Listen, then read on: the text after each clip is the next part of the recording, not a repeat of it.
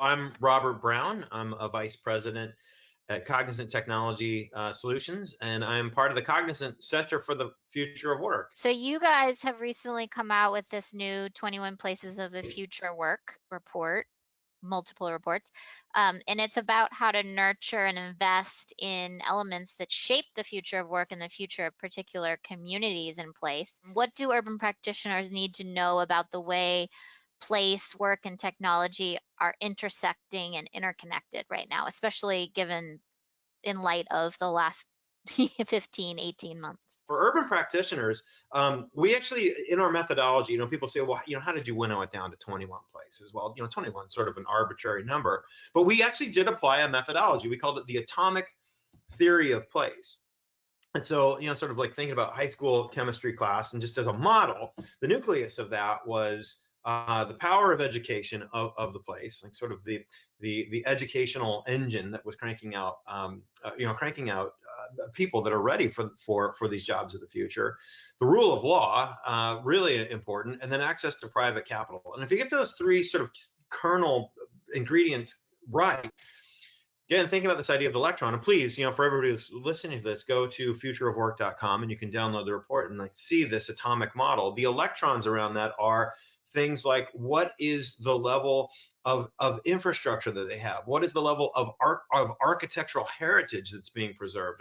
Just on that idea, we have an idea we call bricks leading to clicks, that when we work as human beings, we want to have some connection to a place, a heritage, if you like, as opposed to just sort of beige, low slung, office part, car intensive, commute driving existences. People want sort of human scale, walkable cities. And so Mhm. if you get that right, bricks and architectural heritage can lead to clicks and sort of jobs of the future at a human scale. And so for urban practitioners, again, it's all of those things in balance. And so it's not just a design thinking principle, it's almost a human anthropology principle. And people matter. And we could talk about a number of examples that we've unearthed in places of the future. I think Toronto is a really good example of where the human element in and amongst some of the plans that Google had for their erstwhile quayside development. The citizens of Toronto said, hey, not so fast. Technology is great, but what about the people that are here today, and what are we going to be doing with this data overlay? And so that's a really good example of where best laid plans, but without some of those other elements, things can stop pretty cold. So Yeah. so for urban practitioners, all of those elements, I think, in balance are really, really important.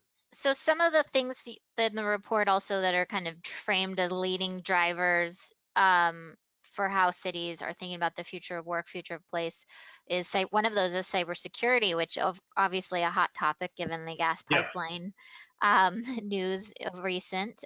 So what are you seeing cities doing to create jobs around cybersecurity, and how important of a role is cybersecurity as a driver?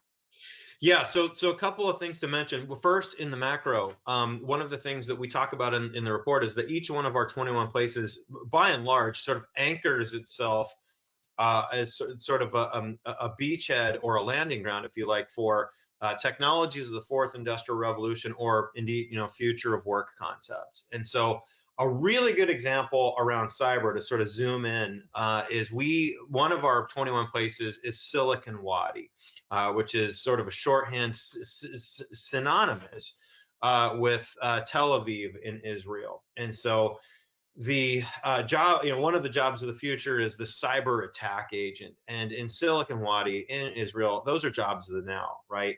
If you think about the primacy in a world that is increasingly digital, and our relationship with data and securing that data, they have been leading and sort of the front lines for that for a long time. And so other places can sort of learn those lessons.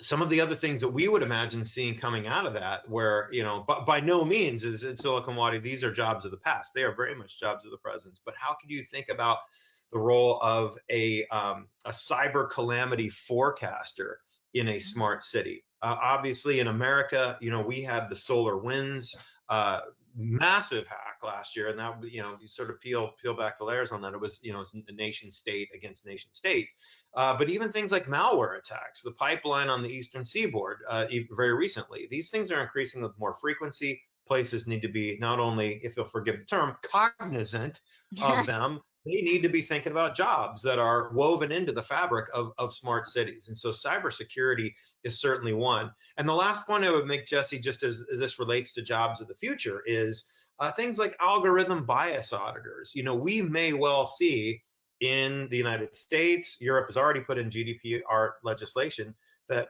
algorithms are key to competitive advantage, not just for corporations, but also for places.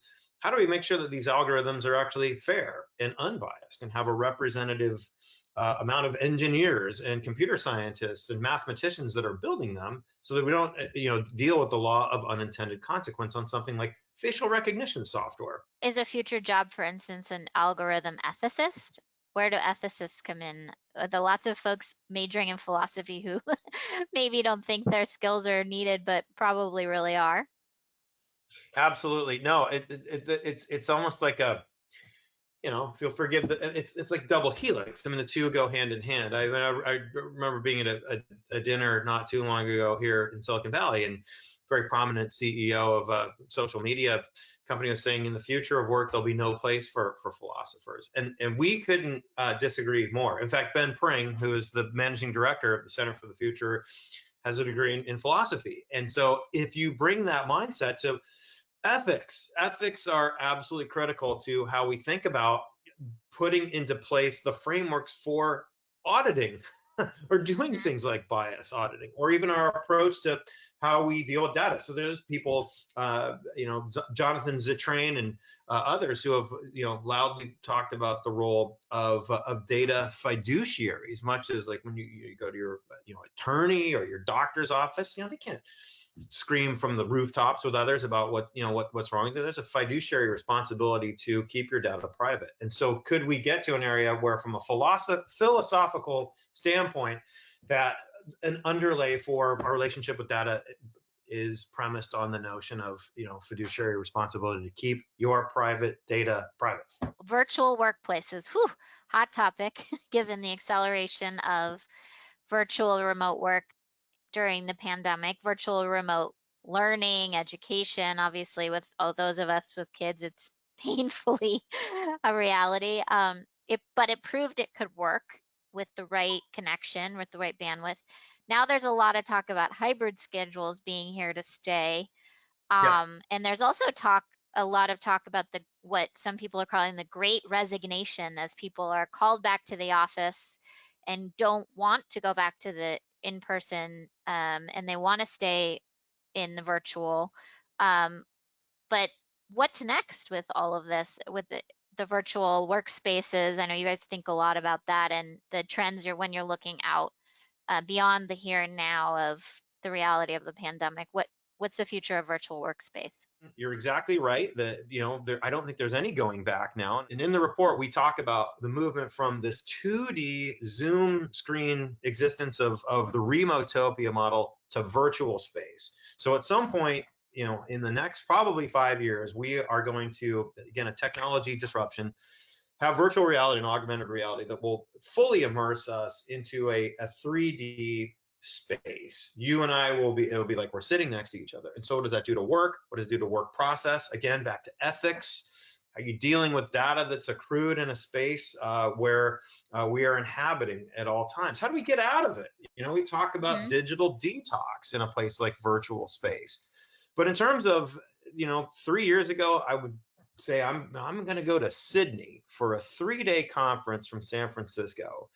And maybe a decade ago, people would say, "Wow, that's really cool, Sydney for a 3-day conference." And now it's sort of like, how could you get on a massive jet plane and spew that amount of carbon into the atmosphere for a 3-day conference and go back? I think that we will still travel for business, but in a virtual space world, in a remotopia world, maybe our heavy hand on Gaia, Mother Earth, this is a lesson learned from the pandemic, like Greta and Gaia. Maybe it's a little less heavy. Maybe it's a lot less heavy. And remotopia and virtual space are part of the algebra of how we fix that.